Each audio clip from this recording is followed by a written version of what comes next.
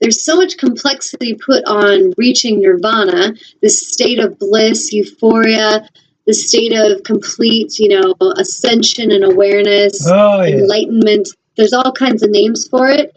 And ultimately, all of you have this ability right now.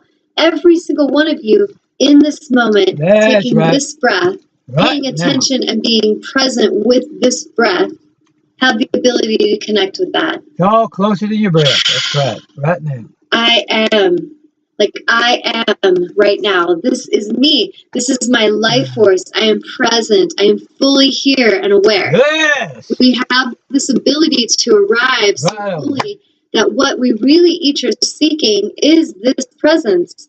When humans are in relationships and they're having conflict because they don't feel they're loved or appreciated, it's not because there's not love there. What it is they're not showing up for each other with love. Love is there. There's an opportunity for love always. Like if someone, like this situation I'm talking to you about with these healers, there's an opportunity for love to be there. It's just not being accepted. Love is being pushed aside, and anger, fear, that agenda is the one that's being given focus on.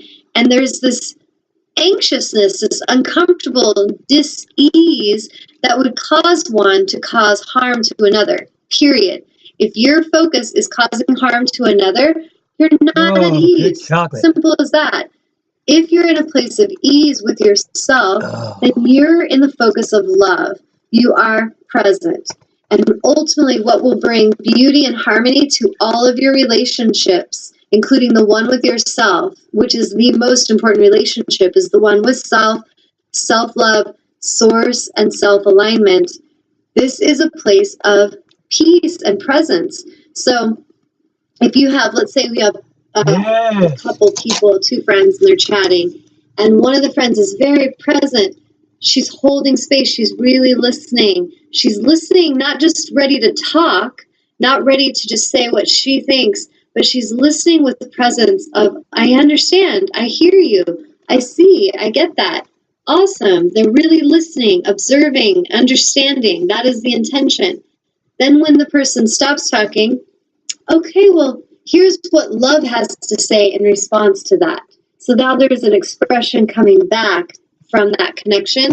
And when people are in that place, what I feel a lot of clients that are with me, when we're in sessions together, what brings them to tears, what helps them heal so much, is not anything truly that magical, but it's very powerful, and it's presence.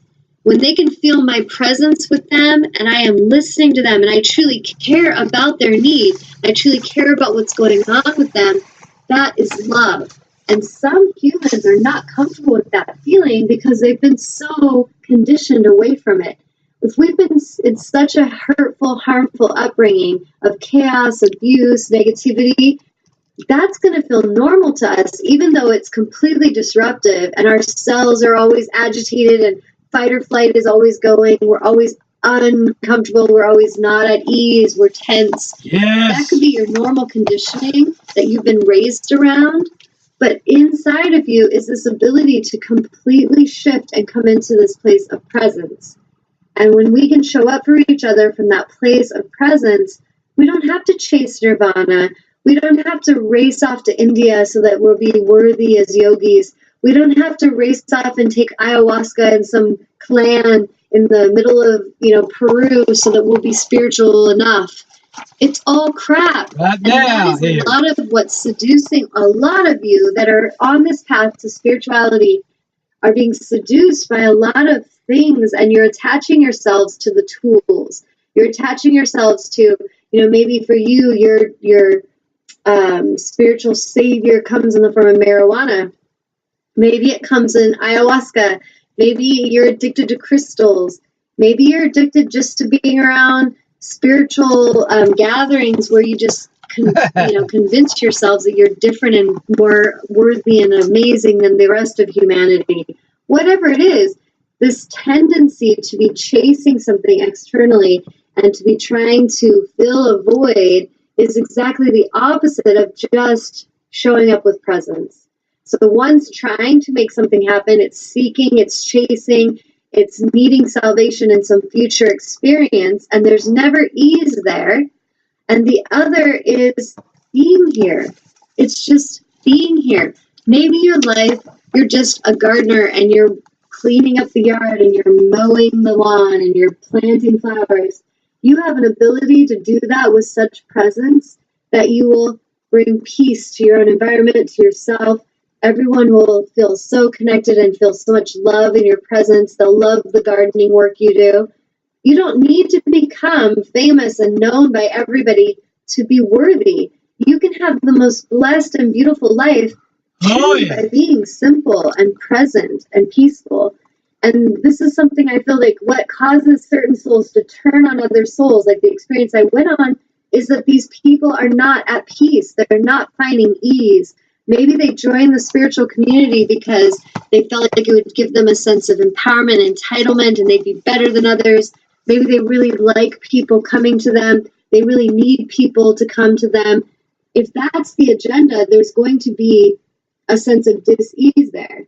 But if your true intention is to be a being of love and show up as love in action, no matter what you're doing, whether I'm teaching, whether I'm speaking on the show, if I'm working at Marshall Center, teaching a yoga class, or I'm working at the desk, if I'm helping a friend move, it doesn't matter. What's powerful in my movie and what I know to be true is my stepping in with my presence. If I'm listening to my brother on the phone and he's going through something and I am offering him my presence and I offer him my honor of love, he feels good from that. And that's why he wants to call, like, hey, I just am moving through something. Could you just be here and hold space with me? That's really what each of us are wanting at the deepest places. And as we come into a place where we're really in our present power, we show up and we arrive, we're here presently, we feel at ease. It's an amazing shift that happens. It's so subtle.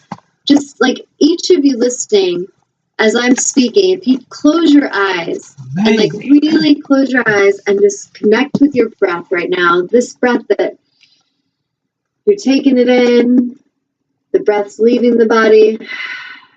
There's really no work to be done. You just let the in-breath come.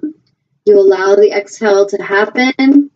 And just be with yourself right now. Hear my words. Feel your breath. And listen to the space between the words. Like, don't just listen for the talking, but tune in to the space of stillness.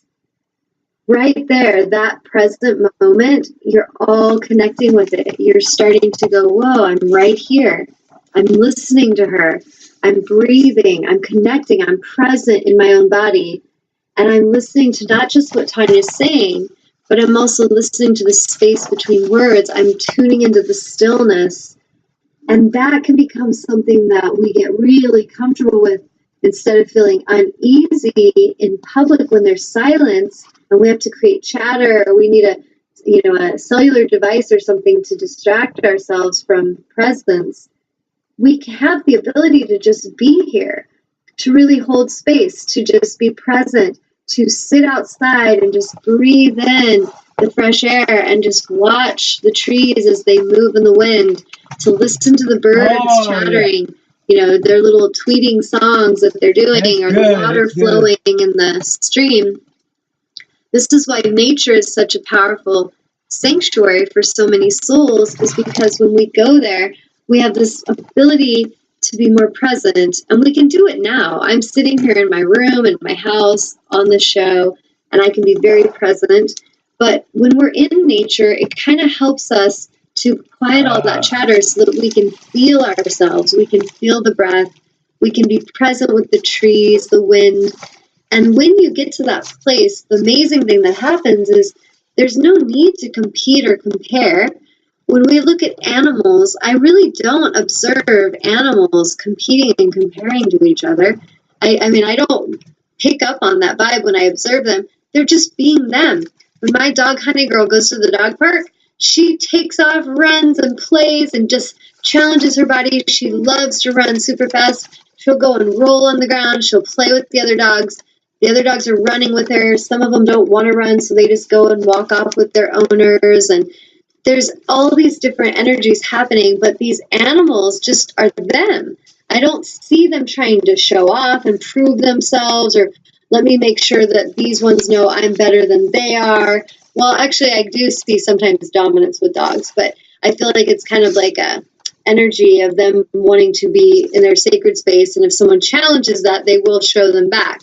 But there's a difference between just being like, if you're a dog, you wake up and you're like, I'm just a dog, and I need to go to the bathroom, and I would like to eat, and I would like to have my tummy rubbed. It's just very basic needs and very present awareness. Like, oh, mom looks sad. I think I'm going to go lay by her, and I'll put my head on her lap. She seems to need my presence. And animals get this so much deeper than many humans. I cannot tell you how many stories I've heard where humans have told me how much they love their animals, and when their animals pass on, how sad they are because of how much that animal impacted their life. And when they talk about their animal, it's not because they were the most amazing runner or because of any of these skills. It's always about an emotional connection that helped the human. And what I'll hear is stories like, yeah, during my saddest times, my dog would just be by my side. Or, if I got sick, none of my family would even check on me, but my dog just came in and laid by me all the time until I was better, or my cat, or whatever. And what I see is like, I feel that a lot of animals have more figured out as far as the importance of presence than a lot of us as humans do. And, we all can shift this. We could all show up and just be more present with each other. And we don't have to seek anything. We don't need to become famous. If your journey of your desire, let's say that I'm teaching and speaking in this way, and it leads to, it used to be I was just speaking in my circle, in my home, and then it led to this internet show, and I have this ability to reach more people.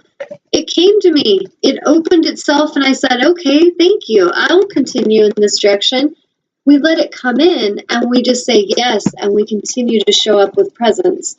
But there's nothing I have to do to chase or seek to be enough.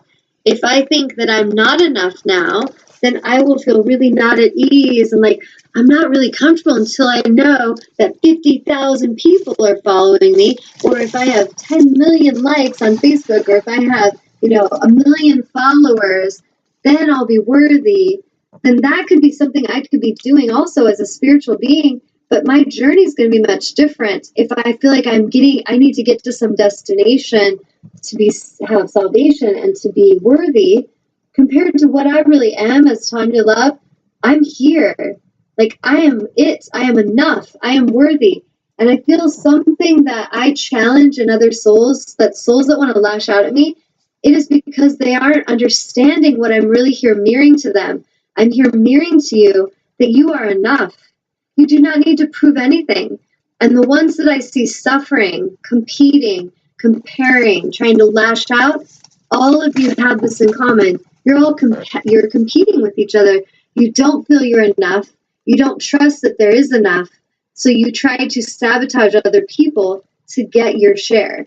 It's all coming from fear. It's all coming from ego. And it will never save you. It will never help you feel better. And in essence, it's ultimately what destroys all the good in your life. It will destroy the relationships in your life. It will destroy the trust. It will destroy your abundance, your peace, your health. All of that is connected to that energy. So Yes, when we're in an energy where we're receptive and we show up with presence, we don't have to have disease and tension in our life. We don't need to be competitive. We don't need to compare. We don't need to try to trip that girl on the track because she's running faster than us. We can observe her. What is her ability? She has this ability to run so fast. Let me ask her questions. What do you do? Oh, you meditate before and you eat lots of healthy stuff? That's interesting. I've been eating a lot of Taco Bell, so maybe I'll shift that. You can tune in and ask these souls and pay attention to the ones you look at with some kind of jealousy. If there's jealousy or competition, at some level, there's something there that you think is missing in yourself. The way I see it is that if I am mirroring to someone something and they don't like it, I'll give you an example. There was the time when I was living in Arizona and I worked at this gym, and I was just about to teach a weight training class, And this woman came into the front desk, and I overheard her chatting with them, like, yeah, I really need to lose weight, and I need to get some workouts and